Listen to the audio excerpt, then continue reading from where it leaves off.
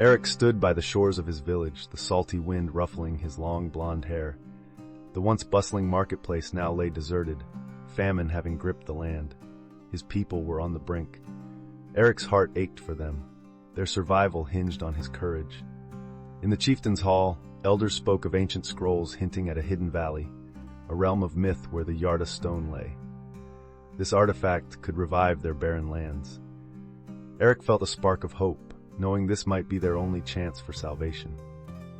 Determined, Erik packed his essentials, his sword, a map, provisions, and a small keepsake from his wife. Villagers watched in hushed reverence as he set off, whispering prayers for his success. Erik embraced his family, promising to return with the Hjarta Stone.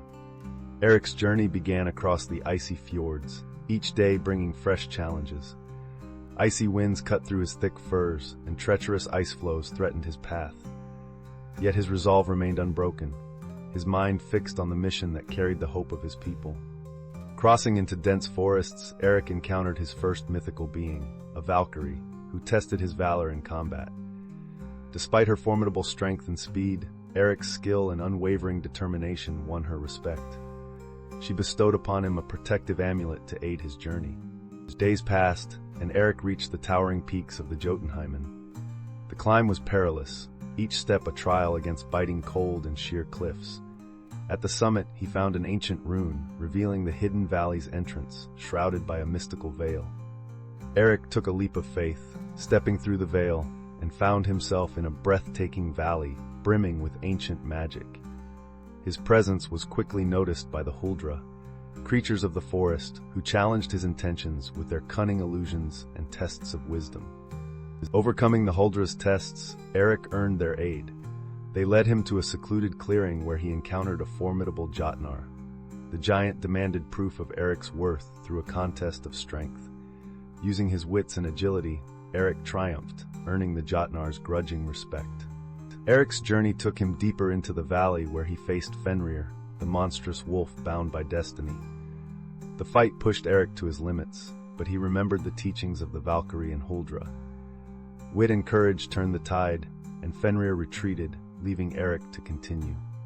Guided by cryptic messages from the Valkyries and allies gained, Erik approached the valley's heart.